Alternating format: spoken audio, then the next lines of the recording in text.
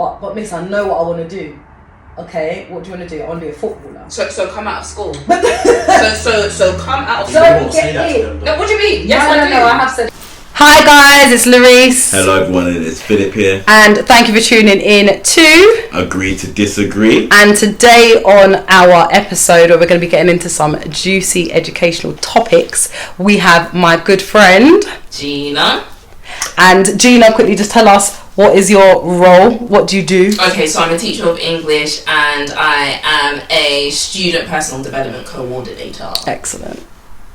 Also here with myself, I have got my boy Michael here with me. Michael, you want to tell him a little bit about yourself? Hi, my name is Michael. I'm a teacher. I teach computing and drama and deal with any trouble kids in this. Someone said, Right. is it easier for black teachers to teach black students? And to what extent do you agree or And to disagree? what extent do you agree or disagree? It's a good one. Okay. I'll go first. Go ahead. I think so. I'll go first. Wait, first of all, actually, let's all say let's just go agree, disagree. So I'm going to say agree.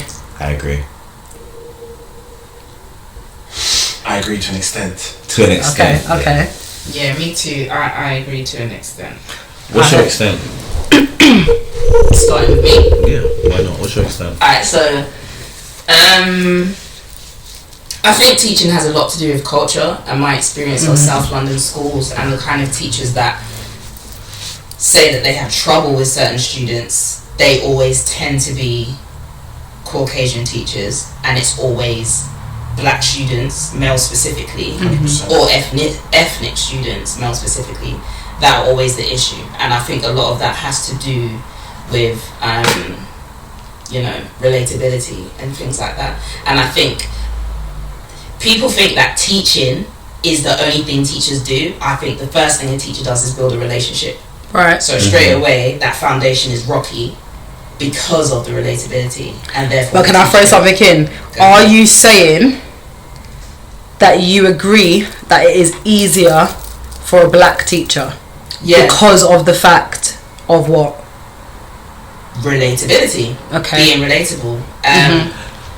Go ahead. At the same time, yeah, is that because we live in London? So the ratio of white, the ratio of white teachers is going to be, it could be greater here, because teaching and education is a middle class thing, and that's a whole other conversation. But so you will have more white teachers. Yeah. Working in a South London school, you're going to have more black students. So is that problem going to be, we're going to have more white teachers having problems because there's more black kids, and that mixes there. But the question is saying, is it easier for a black member of staff than other? But I'm saying, is that okay? I do agree with the statement, because I do think that relatability is a very major factor. Do you understand? Yeah. Certain things that you can speak to the kids, and when they look at you and you explain something to them, that is different, that is not necessarily Shakespeare or not necessarily, do you understand, explain things in a different way, they can understand because of where it's coming from. So on that, I would say, so the same thing, being able to relate to someone, because especially when we're in school as well, you see someone, like if you remember, I'm not going to say no names, keep it whatever, but when we was at school, our maths teacher, that was my dad. Do you see what I'm trying to say? Yeah. So the level of respect for me was there instantly, because as I've walked in, this is my dad, so I've got to behave and I need to respect him. Whereas I'll go into another classroom and I'm like, well, but is that because of the history at that, I'm talking about from my point of view as a child, the history of what I've experienced of white, of seen or heard about white people. So for me, am I making sense? Yeah. You know what the funny thing is, at the same time, when you think about it, when I really deep it just for a second, now all of us, we will work in education, deep rooted in education. Everyone here has worked in education for over 7 years, for example. Now when I'm sitting there thinking about it, is it harder for white teachers to teach black kids also because of the way that they also relate themselves, like how they as white teachers see? She said no. Let me tell you why no. It was just a question. I was making a statement. Let me tell you why no. And I guess, when this is put out, other people can chime in whatever Of course. ways you guys allow them to do that. But here's what I've experienced. Yeah. To those teachers, policy comes first. Some. True. Because I'm gonna say something. Go ahead. Going off what she said. She said there was a black teacher that she looked up to. Not looked up to, but I her. Yeah. Royal Father. When I was in school, we had a PE teacher, a white PE teacher. Everyone loved her. I don't know what it was. Don't say the name, but everyone loved her. I was gonna say, maybe you should have said the name still. That's where like I agree, but I can also say I disagree. And the reason why I say I disagree is because this is where it gets a bit political. There's teachers, like you said, that will go out their way to understand the culture of us. They want to get to know the students and then support them in that way. So building a relationship, like you said, whether they're black, white, whatever. But then there are some teachers, and we have to get into it, that are white and will instead kind of inherit that kind of fear factor on the students. So then that way they get that respect without having to do too much. Instead it's, I'm just going to make you fear me. Because there were teachers when we were growing up that everyone should be able to think of a teacher that was white and you respected them. Do you see what I mean? Like when he picked up the ruler and wanted to hit us in lesson. We couldn't do that now, but he just picked up the ruler and wanted to hit us in lesson. So the fear factor, do you know what I mean? So then it makes it easier for them. At the same time, onto what you're both saying and what you were saying, mentioned about that teacher that was white but all the kids took to them. When I think back about that teacher, when I think about them, that teacher embraced black culture. Yeah. Like, she was a white lady, but she embraced black culture in the sense that I couldn't explain it, but you can just, as a black person, you know when you're not liked by other races. It's very we're old enough. You can detect that. Do you understand? So, but you can also detect those who are actually very, very understanding and don't really put that as something. Do you understand what I'm saying? But with that teacher, you could see that. When it comes to some teachers within the profession, you can actually see some that don't relate to those people. Don't want to. Right. Now, for example, there was one time I was with a teacher who, she was Caucasian, and then there was a group of boys and they were being quite loud. And she passed and was talking to some of the other teachers and said, "Oh, look at those thugs." Now, they were just boys that were just sitting down playing together. They were on their phone, they noticed something was funny.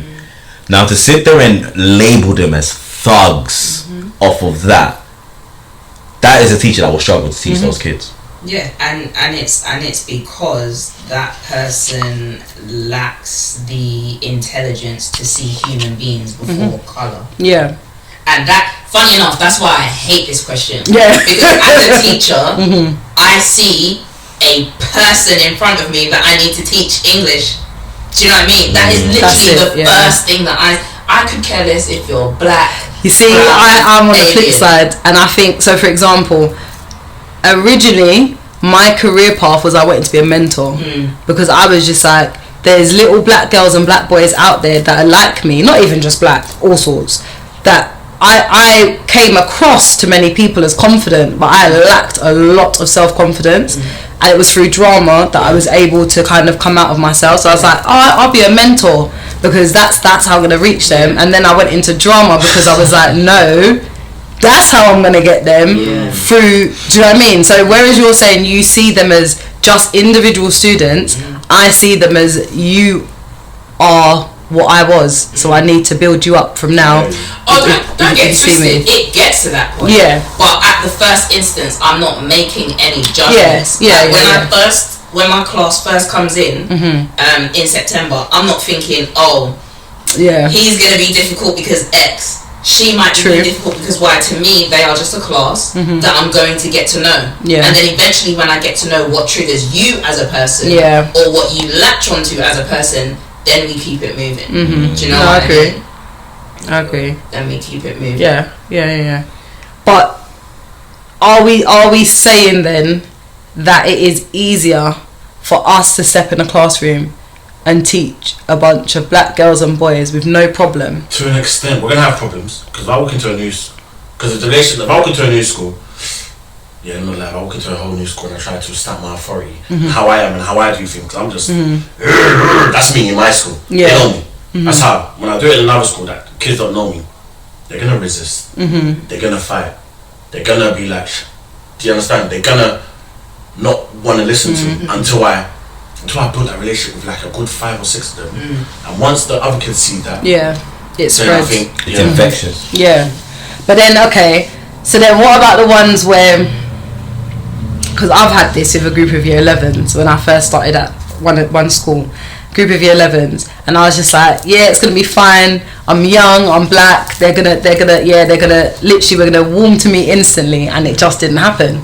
And then when I would like go around and observe them in other lessons, I'm like, hold on, you guys know how to behave, but when you're in my room, like it was madness. I questioned myself as a teacher, like how on earth can I not handle these group of 12 students? But then I'm wondering, is that down to my approach? Is it down to the fact that they're looking at me like, well, she's one of us, so it is what it is? Is age come into it then, not so much just your race? Within that, I think at the same time, I think also, because I did mention this the other day, I think the difference with us and them is that those kids, like the black kids for example, when we're teaching them, they respect us. Do you understand? They gain the respect for us sooner than they gain the respect for them. Do you understand? And so when a kid respects you, they will still laugh and joke with you, but they understand the boundary and they won't go thus far. Do you understand? Whereas with them, disagree. Let me get this situation. But then with them, they're not trying to get the kids to respect them in certain ways. They're trying to get the kids to like them. Yeah. Do you understand? And so if you want someone to like you, that still has gateways and doors open for disrespect and certain levels and things like that. Whereas I feel like within our educational setting, for some of us, our kids respect us as well. Like if you've got a respectable kid who's respectable at home, sometimes he will respect you that little bit more because you are somebody who looks like his mom or his auntie or his older sister. Whereas he wouldn't have that necessarily with them, which makes it harder for them and easier for us to an extent. Go on. I don't know. Talk to me, bro. This generation. Talk to me. Do you know this? Until you go to another school, they're mad, yeah. Until you go to like 3 to 4 hour schools, I can't say that these kids, even if they don't really respect. You're right about the age thing though. Yeah. Because if you walk into year 7 or year 8 class, they won't mess around with you. No. Year 11s and year 10s, year 9s. Yeah. Tricky. Do you understand? But we're going back on what you said though. Actually, it depends on. Because some kids, I've been to schools, new schools, I've been to other schools, and they did not like me at all. As soon as I walked in, didn't like me at all. They don't like my approach, they don't like me shouting, they don't like me screaming, they don't like the way I talk to them, they don't like the way I... Just how I am, my demeanour, my aura. Do you understand? Kids of this generation, it's different how when we were growing up. That's what I was going to say. And I think it's different. That's why I say it comes back to getting to know the human in front of you first before you start teaching. Both ways as well. Yeah. Both ways. I find my experience coming up from a teaching assistant all the way up to a trainee teacher or whatever. Like my experience is I took time to get to know my students, and this is why I use the word policy. Yeah. Because certain teachers that kind of like saw their interactions with me or another person that looked like me used to be like, hold on a second, so how come they're cool for you but not me? So because it wasn't happening in the same way, policy now gave them the power. However, policy isn't always the way when it comes to behavior. If you know what triggers a child, if you know what a child enjoys, you use that to your advantage. The only way you're going to find that out is if you get to know the child in front of you. It was a long process. That's the issue.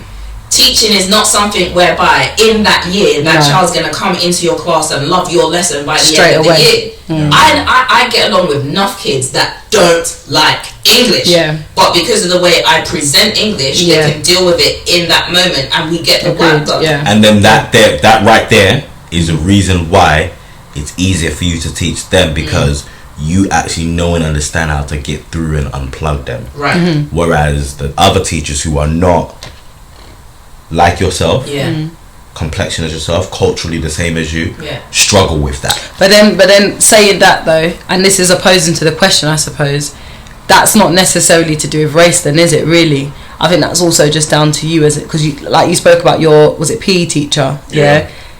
She obviously wasn't black, but her approach, the way she went about building relationships, the time she took. True. Do you know what I mean? But so maybe remember, we just mentioned with her, it's about understanding the culture that you're in and those who you are teaching. Mm-hmm. Do you understand what I'm saying? I think if a white teacher come in and they understood the culture and the environment that they're in more, it's easier for them. Because just for example, real quick, we talk about teachers who struggle, who come from here, there and everywhere. Have you noticed sometimes if a teacher that lives 45 minutes away from the school, I was just about to say that, teacher that lives 45 minutes from the school who's white, it's not an issue. Not an issue. Teacher that lives half an hour away from the school, not an issue. Who grew up not too far away from the school, it's not an issue. It's not because of their complexion. It's because of their understanding of the culture of what's around them. Do you understand? And it's not just South London culture, it's black culture. So then that means we're saying that we disagree then? That means we disagree with the point.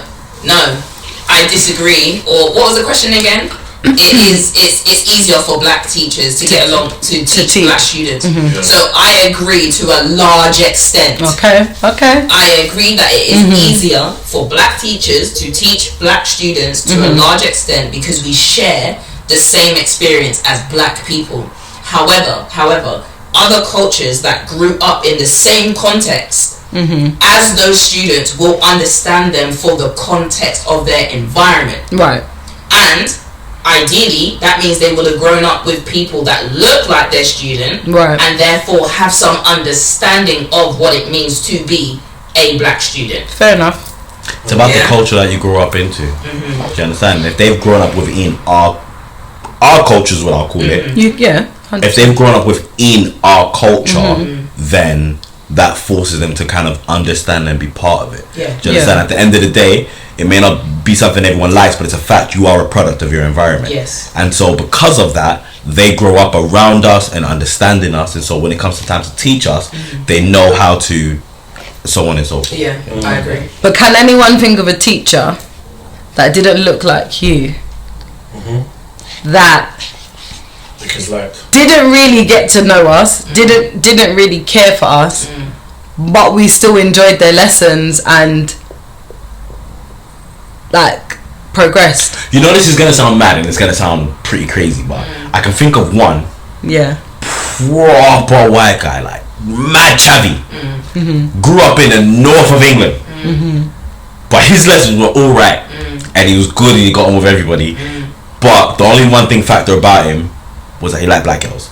Now that sounds mad, but he liked black culture. He liked black. So maybe because of that, he warmed a little bit. But then that's different though. But then that's different though. Just another colour that race. Sorry, that colour race. We took a like to because the lesson was good. It's true. Because now I'm just thinking. We're not mentioning the name, but yes. We'll cut that out. Asian, that's one. I can look.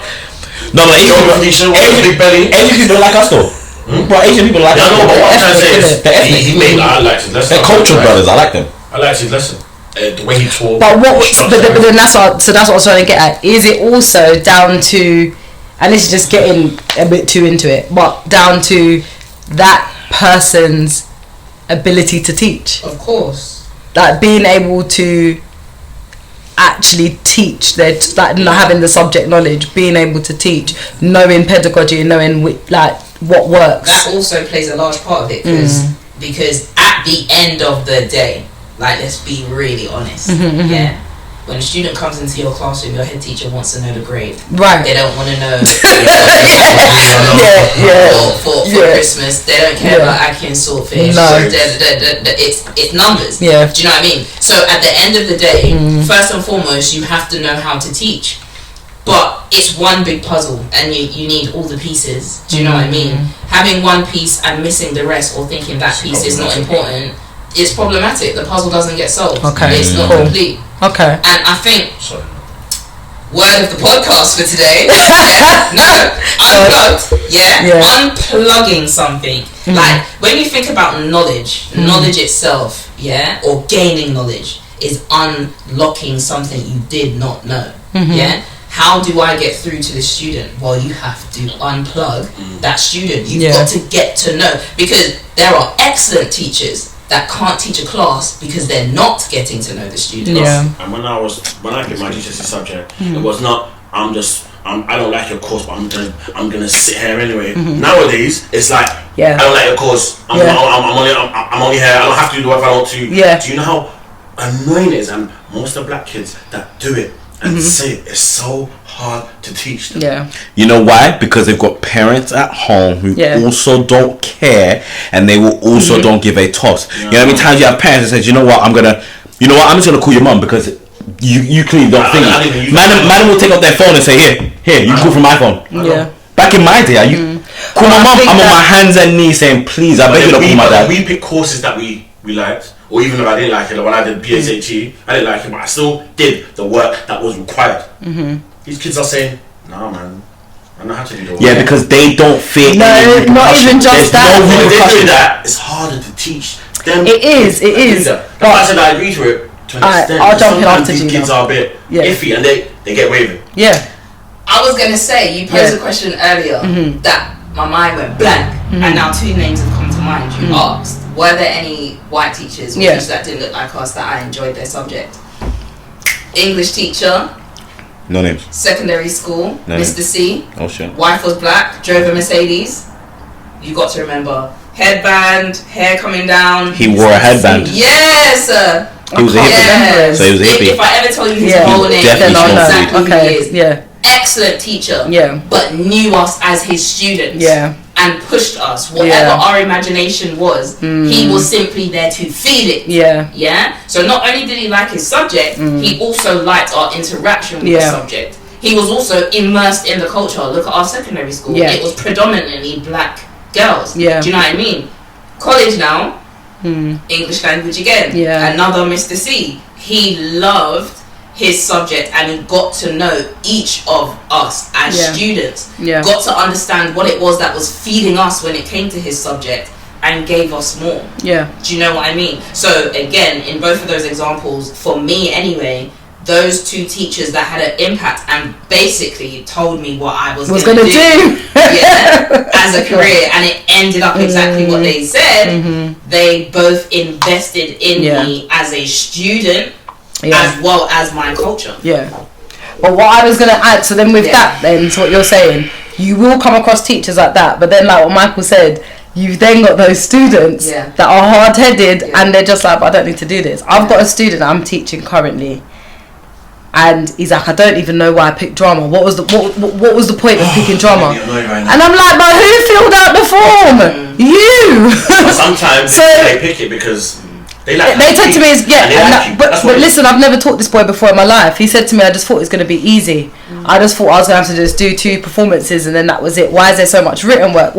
So it's also that is the stress I think that some of us also have to experience, of then trying to get them to buy in and get them on side, and it is hard. And the reason why I think they have these attitudes is because when we were growing up, all we saw, let's be honest, was careers. That was our future. It was like, boy, you've got to be a lawyer, a doctor. That's all we saw.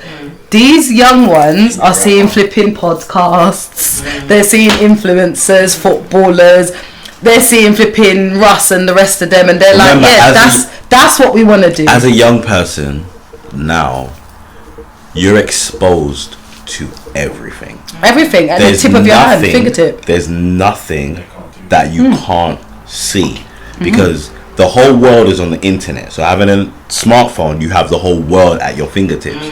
And now, so with that, you feel like you can be the big man or you can be the big girl at any moment in life. Do you understand? So now that includes in school, when you're supposed to be a certain way in learning and being, when you're in school, predominantly at that age, you're supposed to be a sponge. You're supposed to be absorbing things and understand things. But at this age now, what's going on with the young people are, they're not a sponge. They're at a stage where they're repelling stuff. You can't tell me because I already know. And that's the line that I get. I say to him, like, okay, cool, I'm not saying that I'm trying to mould you to be an actor, because I didn't go on to be an actor. I'm not saying that's what you have to do. But miss, I know what I want to do.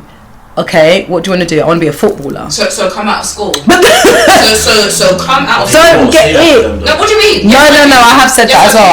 I said to him, why do you wake up every single morning then, put on your uniform and come here, do my homework, if you've got your future planned? You already know the cards are there. You see, the thing is, the difference is with me, like I've got a boy who's that is him. Yeah. He actually plays for a semi-pro football team right now, and he just thinks that he's the man and everything. Do you understand? I'm encouraging him to ensure that he takes school serious, because to me, I need to let him know that football is actually the last resort, bro. You might not make it. Yeah. And the funny thing is, I say to him, he was like, brother, you know, brothers like me and you don't really make it in football, you know. Like, if you got to be a lucky. If your name was Chris, you might make it. Special in football, right? That's what I'm saying, and I say them, you've got to be beyond. And that's why I keep saying to him, like, I don't mean to be. This is a student I taught a few years ago. Yeah, he ain't got much personality about him, and I don't mean to. As in a sense, I keep saying to him, like, so. When you go to these trials to be scouted, what about you makes you different from the rest of the boys that they're going to watch? I'm trying to explain to him that through my subject, this is where I'm able to help you do that, where you can come out of your shell and you can have that confidence to let them know what time it is. I'm here, this is, do you know what I mean? Whereas he is a very reserved person, very, very quiet. He's not someone that's, do you know what I mean? It's funny you mention that, just off the record. I know somebody who is extremely talented at football. But because he didn't have that, I can talk to people and be thingy and be confident about him, he didn't make it. So it is easier for black teachers to teach black students to a certain extent. However, there are mitigating factors such as the work ethic of students, such as the receptiveness of students to your subject or to you as a person. And the openness of another race wanting to get to know their students. Right. At the same time, black boys and girls, to a certain extent, we don't work that hard, you know. Let me tell you something. We don't. 2017, I went to the Raising Achievement in Black Caribbean Boys Education Conference at the Institute of Education. Yeah, and there's sorry. You just said bear. Go on. There was. I did the same thing, but I never said that. So basically, a group of schools in Lambeth conducted research over 3 years. Right. Our school was part of that, actually. What they found was this. Quite simply, the education system in England is racist. Yeah? Okay. Now, what they were saying is this. Black boys specifically came into education, secondary education, willing to learn, came in at a level that was unexpected by the teachers. Yeah? Then they get to year 9. That's where they take a dip. And effectively, if they're not rescued here, they are then lost. Yeah? Right. This conference was specifically about boys because statistically girls are much better at education than boys, right? And they were looking at ethnic minorities. The lowest people were travellers. Travellers in terms of the way that they learn. But what it was basically saying is, because of English culture, locking out anything that's different, everything that is taught in school is almost against what those boys saw growing up. Right. Let's talk about the English curriculum. I've got so many students asking me, why are we still studying Shakespeare, for example? What does he have to do with 2022? And in my mind, I think to myself, you're not lying. But because it's British culture and because he's part of the canon, we must study him. Yeah. Why can't Benjamin Zephaniah be part of the canon? True. If we're giving out IOEs and MBEs to all of these different poetry people or writers of ethnic minorities, why can't they then become part of the British canon?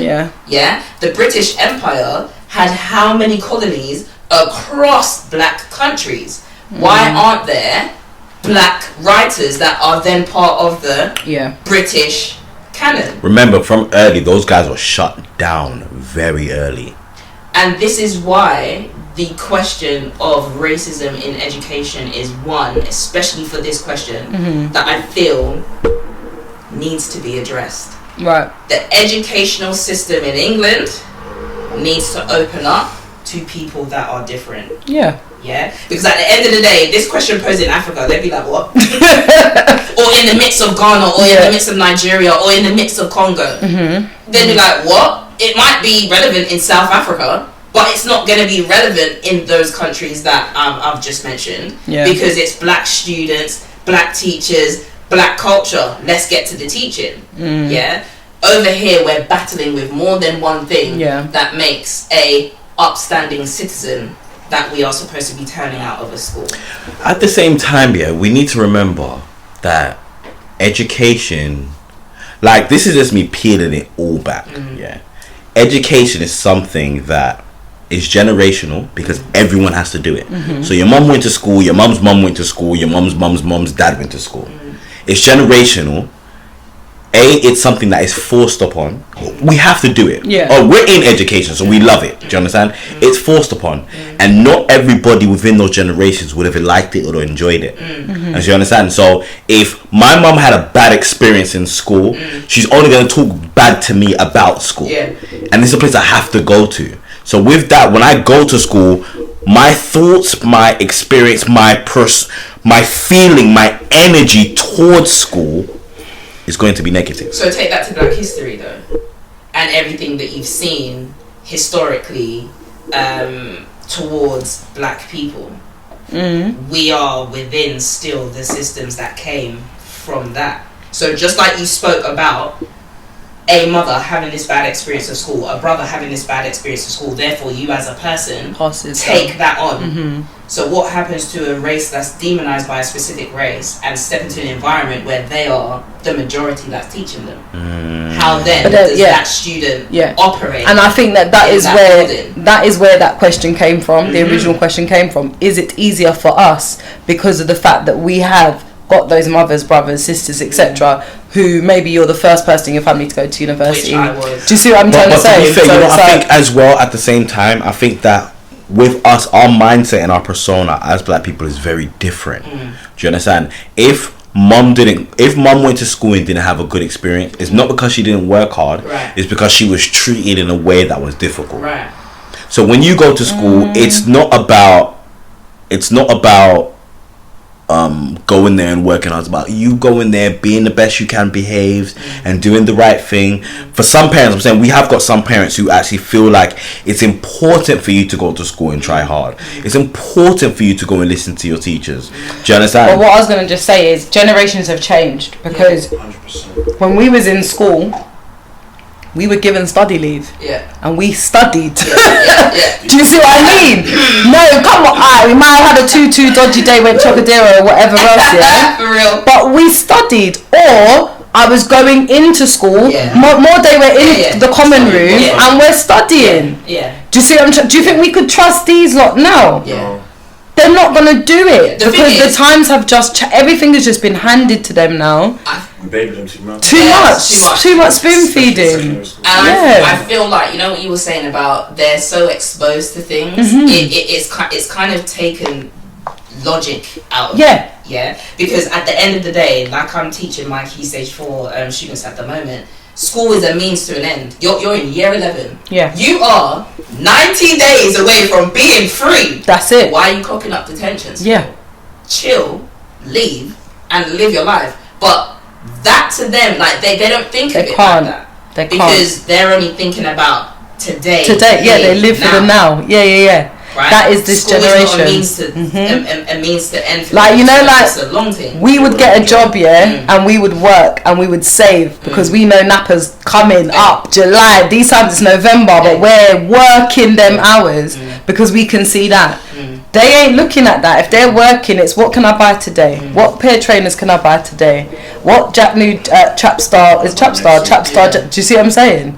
Today. And that's where the generations have changed. So I suppose if this question was posed when we were in school, the answer I think would be agree completely, because I think don't know. I just think that it was different for us then. Yeah. Whereas now, as you said as well, it's all about data. I didn't feel like that was being pushed, like that was a thing when we were in school. I don't think it was a driving force. It wasn't a pressure. It wasn't a driving force that we felt. We didn't feel it. Whereas now, I know that the students feel it when we're in those lessons. They've got target grades on all of that. Do you see what I'm saying? So I feel like the pressure is on. And then I'm going too deep now, but with the whole pandemic and all that kind of stuff, a lot of them are just scared as well. Yeah. So they're gonna keep resisting because in their minds they're like, I can't actually do this because I've been at home for a year. Yeah. Learning through a screen. But yeah, I think to sum it up though, are we all still where we were at the beginning? Yeah. I think I'm still I think I still agree with the statement. Yeah. Yeah, I still agree to an extent. More specifically, realizing that I feel like culture and I feel like environment plays a big part in how you teach. And if you don't understand your students' culture or environment, that is then a barrier to your teaching. Yeah. Okay.